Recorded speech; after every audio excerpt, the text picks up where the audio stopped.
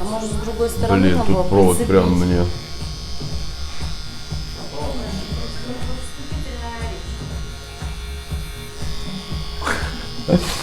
Ребята, ну что, всем привет! Давненько нас не было в эфире. То праздники, то подготовки и все остальное. Вот, сегодня мы как раз, у меня тут такая очень интересная тема по поводу цветного градиента. Я его показывал вам на искусственной коже, там красный, желтый, черный, коричневый, темно-коричневый, как переходить из цвета в цвет. Но сейчас у нас гораздо сложнее оттенки, у нас сейчас желтый и очень-очень светлый оттенок желтый, у нас потемнее желтый, грубо говоря, golden yellow, и оттенок самый светлый желтый, вот он стоит, который при работе на коже его практически не видно, он очень сильно краснеет, кровит, и, соответственно, очень сложно сделать грамотный плавный переход цветовой. И сейчас я вам покажу, как я это буду делать. Я тут уже немножечко поработал, ты можешь, в принципе, подойти, машинку включил, ты можешь, в принципе, подойти, показать, он уже подостыл оттенок, то есть как это выглядит уже в остывшем варианте, то есть вот эти цвета, вот они, мягко как лежат.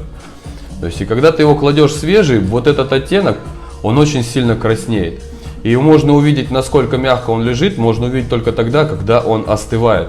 Что значит остывает? Он становится, им принимает именно тот цвет, который должен быть по факту. Сейчас я делаю листья тут плохо видно, от оливкового и в карамельный ухожу оттенок. То есть такой неотрат у нас такой типа будет. Вот, поэтому сейчас я докрашу лист оливкой и буду вот на примере вот этого большого вам листа, который будет краситься именно вот такими же оттенками, я вам буду показывать, как я буду делать этот переход плавный мягкий. Сейчас я доработаю и покажу вам. Ну, покажи. Блин, этот провод мне мешает, кись. Что? Сейчас как раз вот буду вот этот лепесток красить. Буду красить и объяснять и показывать. Начинаю всегда от основания, то есть там будет лежать самый темный оттенок. Его можно взять двух видов, то есть можно взять golden yellow потемнее, а можно взять основной средний тон, вот этот вот, вот этот вот, вот этот вот, можно взять средний тон, который у нас вот этот вот, а вот этот уже более темный golden yellow, тогда вот здесь вот посмотри, вот тут. Это темный, это светлый, и вот эти три цвета мы сейчас как раз используем. И сейчас будем смотреть, как это делается.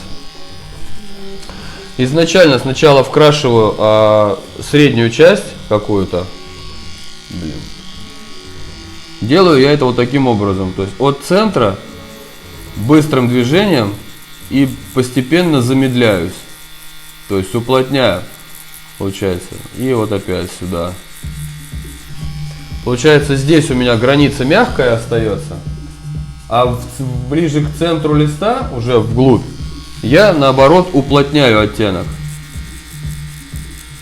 Чтобы мне потом вот отсюда было проще выйти в более какой-то светлый оттенок.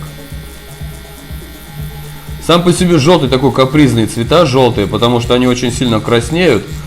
И очень плохо видно, когда ты вот его только накрасил, да, ты очень плохо видно, где ты его покрасил, а где не покрасил.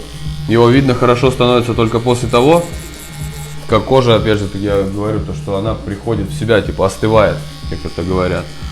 Вот, и только после этого момента получается хорошо увидеть, насколько плотно и мягко ты положил цвет.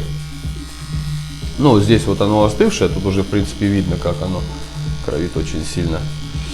Машка, как же ты кропишь, капец.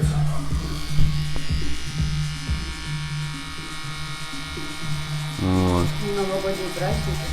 Ну да, новогодние праздники прошли, подняли тебе давление.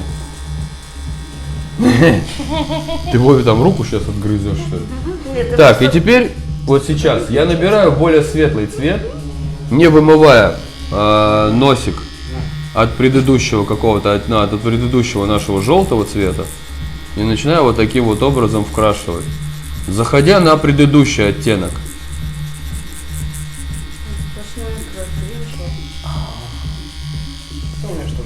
Вот поэтому я говорю, что когда красишь такими оттенками, ими очень сложно красить по той простой причине, что вот Вот из-за этого, из-за всего.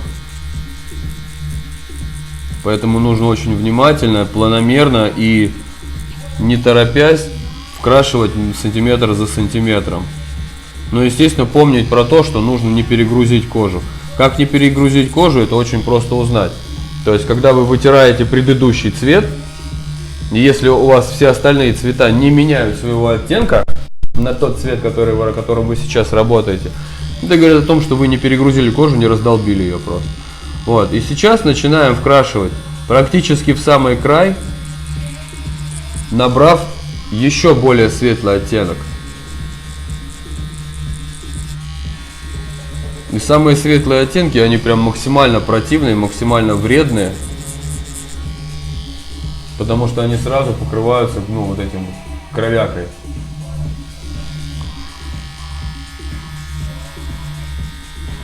Замедляем движение тачки для того, чтобы не было у нас пустых проплешин по покрасу потом. Будет, конечно, казаться, что максимально не вкрасилось в некоторых местах, вот возвращаясь туда, вы начинаете перегружать кожу, чего ни в коем случае делать нельзя. Лучше дождаться, когда у вас остынет оттенок, и потом уже смотреть. Вот я сейчас набрал чистый оттенок, вот именно светлого, самого желтого, и начинаю его вот таким вот образом вкрашивать, прям максимально плотно.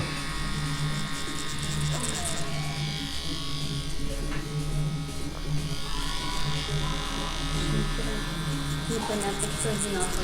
Ну, блин, вот так вот.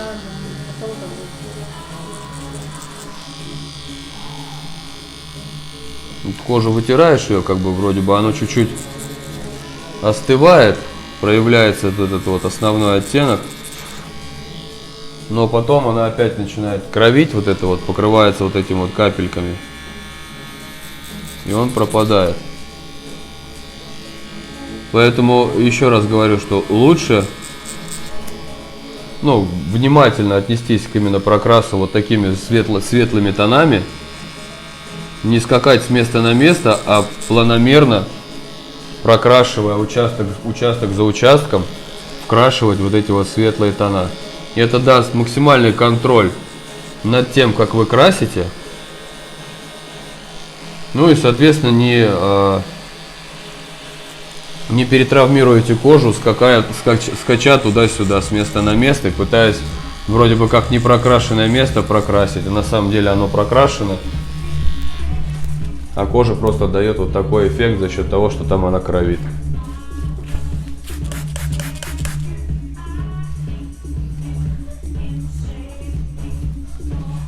Вот, и когда эта фигня вся остывает, оно будет выглядеть вот таким образом.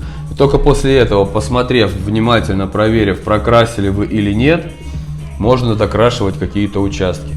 Сейчас, естественно, все одного оттенка, просто все красное. Поэтому и не видно нифига, где ты покрасил, а где ты не покрасил. Так что внимательно к этому относитесь. В общем, тестирую до сих пор тачку, этот Stigma Rocket. Сегодня вполне справилась с задачей на ура. Это мягкие плавные переходы, контура, жирные контура, причем в один проход, очень приятно. 13 РС, смело. В общем, что у нас получилось? Вот такое вот. Очень мягкие плавные градиенты, кладет очень уверенно, стелит весьма деликатно, никаких травм, ничего. Вот. Это ей контур. Да, это все делалось сегодня ей, все это в один проход, сегодня завалилось, так что, ну, ребят, советую. Остыло. Еще пока не остыл, да, еще пока красненький. Вот этот уже остыл максимально, все, то есть, ну, как бы тут уже можно сказать, результаты видны на лицо. По тачке.